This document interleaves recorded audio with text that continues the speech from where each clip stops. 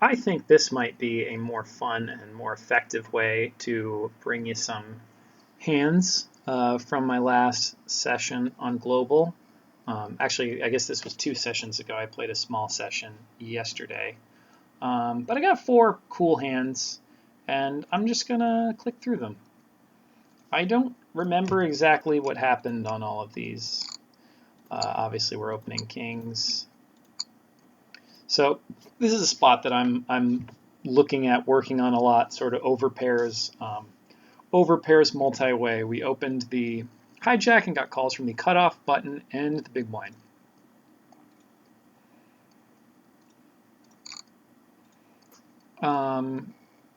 Jack high rainbow, pretty innocuous flop. I think the first thing I'm thinking here is, do I want to stack this hand off or not? I would say, considering that I'm about 10 SPR against this player, I definitely don't want to stack it off against him. I'd be happy to stack it off against him. And he's kind of in this in-between area. Especially being the big blind, he can probably have hands like Jack 5 suited and Jack deuce suited. So maybe better that I am not exactly trying to stack this off against him. But when he donk leads the flop, I think I'm limited to only one option because it would be really, really hard to build a reasonable raise bluffing strategy against this. Like I said, I don't even know if I can stack this hand against him. So, I mean, my raises would be sets and I guess, I don't know, I don't even really have gutters on this board. I guess I have like 6-4 suited and stuff. I don't know. But yeah, it would be very, very hard to build a solid raise strategy here. So I think playing my entire range as a call is a good way to go, especially against this small sizing, and then we get to see what these players do behind. So I call, and both those players fold. So now we have a little more straightforward situation. Before he bets, it's what, 4-ish, a little less than 4 SPR on the turn. Turns a 3 of clubs, which improves some of his hands. He can have ace 4 of hearts. He can have ace 4 of hearts. He can have 3-4 that just, I guess he could have 6-4 of hearts also. He can have 3-4 that just improved to a pair in an open-ender. But he can also definitely still have ace jack, queen jack. So I see no merit to either raising or folding here. Another call for his half pot lead. River is a 6 of hearts, which gives us sort of an interesting situation. If he were to bet, I don't know. If he were to bet, I think I can reasonably just let it go, because I don't see what bluffs he could possibly have other than turning a hand like ace 5 that somehow decided to turn into a bluff. Like, it would be very, very difficult for him to come up with a bluff here. So I think I actually would just fold the river on this, brutal card here. Ace of hearts, I think Ace of hearts and 4 of hearts, I think, might be the only other cards that I can consider folding on. Maybe a jack also, because then it's also really hard for him to have bluffs. It would be like just 3-4. But he checks anyway. And then I have an interesting sort of bet or check situation. I have a pretty strong hand. I don't know. From a theoretical standpoint, I'm not sure how much I like a bet, because it's going to be really hard for a jack to call when basically everything gets there. I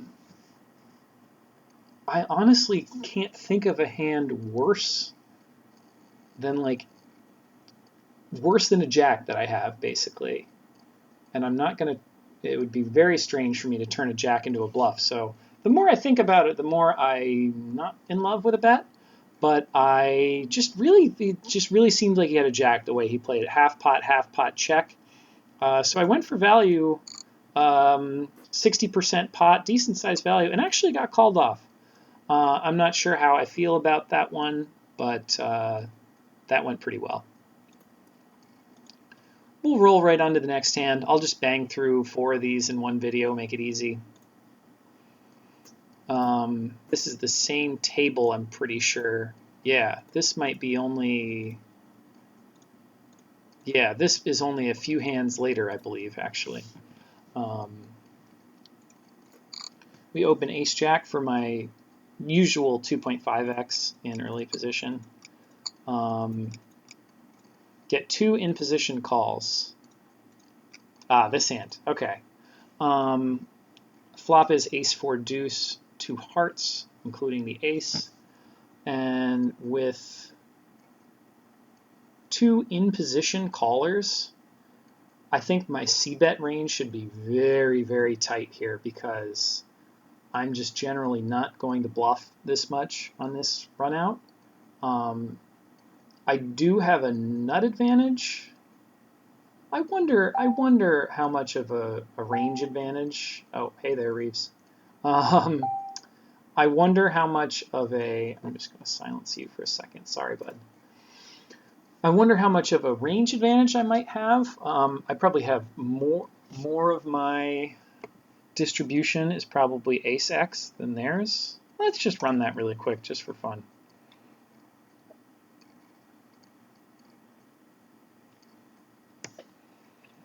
So the flop is ace of hearts, 4 of hearts, 2 of something else. What was it, spades? No, it doesn't matter.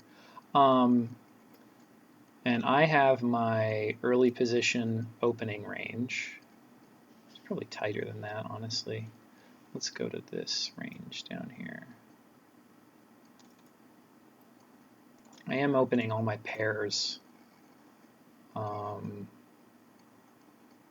don't think I'm just going to open random suited connectors. Probably not folding ace-jack either. I think this is about right for what my opening range would be here, which is yeah, 12.2%. I don't think that's too loose.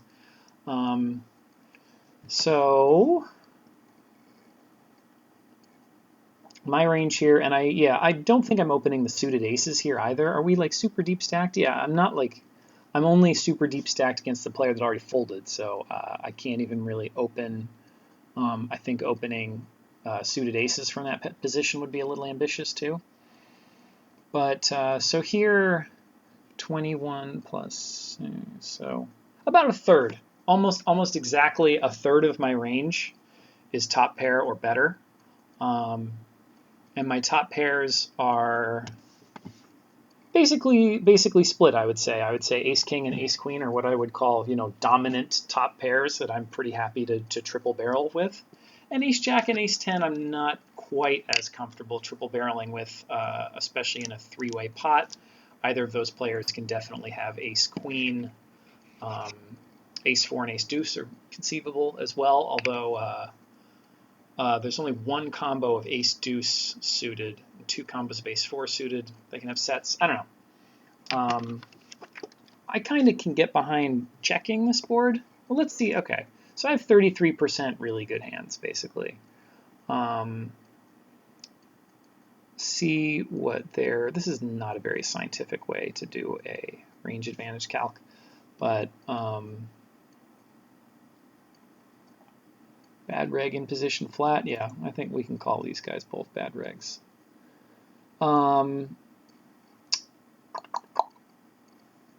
I guess this is probably your standard like global poker like guy would flat these types of hands. And it looks like they have about 5 plus. They have a little, just a tiny bit less.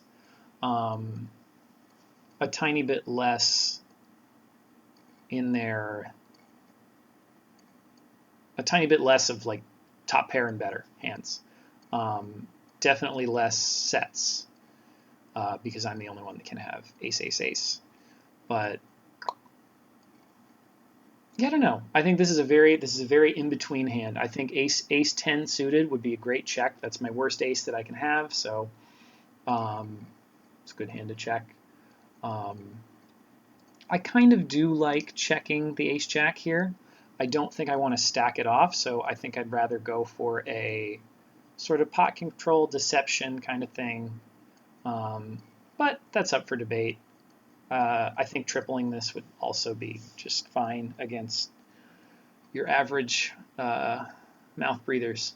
So I go for the small c bet, which is sort of my standard on this board, but I don't think I should be doing that. I think I should just be using a large c bet with a polarized range because, like I said, like I'm not gonna.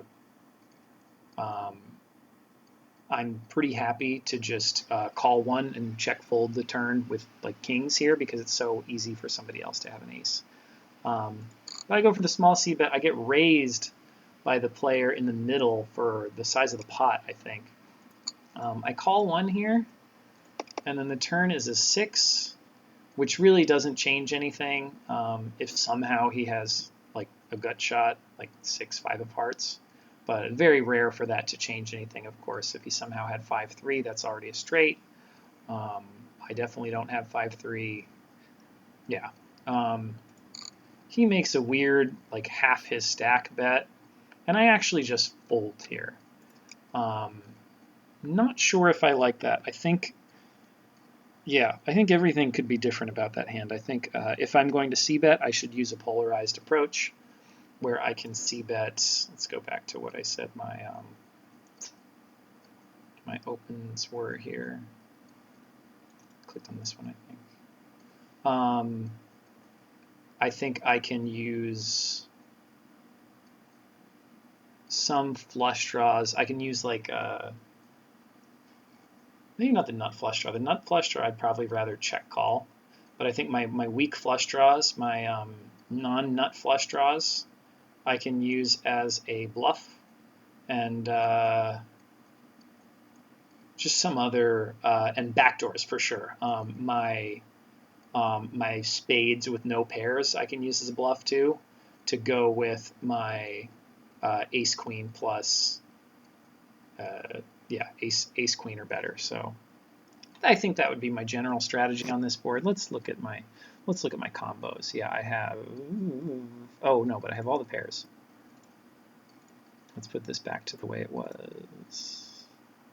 Okay. So I have 9 sets. I have 12 of each of those to 24, 33. So I have 33 value combos. Upswing wants 2-to-1 bluffs on the flop, I think. So I think I could actually bluff really wide. I could bluff all these, and I could bluff. Yeah, I can definitely bluff 3s. That has a gut shot. Interesting. Yeah, I could bluff 5s too. Yeah, so actually, if I'm doing that, even if I'm bluffing all of my misses, all of my high card hands, and 3s and 5s, I'm still under bluffing. So I don't know. Maybe the small size is good. I don't know. It's an interesting spot, but I think just from an exploitative perspective, I like going with a large c bet, with ace queen plus, and throw ace jack and ace 10 into a check call range, and that should give me plenty of check calls to sort of protect my my kings and queens and stuff also. But yeah, a tricky spot. I don't like how I played it, but lots of different ways that one could go. On to the next hand. This was on a different table. Got the good old Jack in the small blind. Oh, I think this was actually a pretty straightforward one. 3 limps. So we're going to go big. We're going up to 7 big blinds. I think you could maybe go even more. But that's sort of my 5 bigs over 1 limper, 6 bigs over 2 limpers, 7 bigs. 4 bigs plus 1 for every limper is my default. Sometimes I'll deviate here and there, depending on player types and stuff like that. But yeah, just pretty standard raise size. I get a cold call from the big blind, which is really strong. Keep in mind, um, he's going to be monkey in the middle. He's going to be out of position against all these players. I expect that to be a fairly strong range. We get 2 folds, and then the last player on the button calls. So we take a flop 3 ways, and the flop comes down 6 of diamonds, 5 of clubs, deuce of diamonds. And this time I'm going to ask myself that same question. I'm going to ask, do I want to stack this off? And I think this time the answer is yes. SPR is just over 4, and the board is not particularly wet. It would be very hard. This player doesn't have 3-4. He probably doesn't have 6-5 either. There are only 2 combos of 6-5 suited. There are far, far, far more combos of 7s through 10s. That's what, there are 24 combos of 7s through 10s that I expect to be able to stack. Then there are hands that beat me, basically. So I decide to go for a check raise all in on this board. I do expect one of these 2 players to either take a stab or to just like have I expect one of them to either have 7s through 10s, or I mean even 3s and 4s can bet this flop too. To have one of those hands worth betting, or to take a stab if they limp called Jack 10 suited or something like that. I mean, hard for them to have Jack 10 suited, but yeah, I expect someone to bet. I think it's very likely someone can bet, and then I have a very easy all in basically. Sure enough, the big blind bets fairly large, which is a great situation for me. He calls, which makes it even better, and I check raise all in. I do like how I played that one, but it's a little different. Curious to hear your thoughts on that. I'll leave the results. I'll tell you what happened later. Last hand. This is just an illustration, pretty simple hand, but this is just an illustration of a strategic adjustment I've made lately. Something we've talked about before, I'm sure. I open the hijack, button calls, small blind calls. I flop. It's a really great flop for me. Gut shot to the nuts as well as flush draw. This is a board where I'm actually not entirely sure if this is sort of the board where I want to use the small bet size and just try and fold out ace high, or if I want to use a big size and polarize heavily. Let's see what I did. I use the small size here. I know this might just be an exploit because, like, I really want hands like 6, 5, and 7. I want weak hands to call because I'm for sure double barreling this hand. I'm double barreling unless the turn's like exactly a 10, maybe I might check. But yeah, I'm double barreling really often. So I actually, I kind of like going for the small size to keep their ranges weaker, to give me a better spot to bluff the turn. Who is that? The big blind? The small blind? I was the hijack. I think that's the small blind. Small blind calls. Turn is a king. And this is at this point I'm going for a highly polar strategy. I probably use 2 sizes actually. I think with some sort of with decent 10s, maybe even a hand. No, I don't think ace 7. I think most of my 10s I'm going to bet about half pot one more time and then check the river. Buying the showdown. That's a big thing that Fitzgerald talks about. But with my strong hands, I want to polarize um, because basically if I bet the turn and I bet the river, I'm repping a king or better. I'm not gonna. I don't know actually. I might triple barrel ace 10 specifically on this board, but I'm repping quite strong to triple barrel on this board. So I want to use a polar strategy. I have so many outs. I've added a second gut shot. I've added so many outs here that I like including this hand in my large bet sizing because I don't really.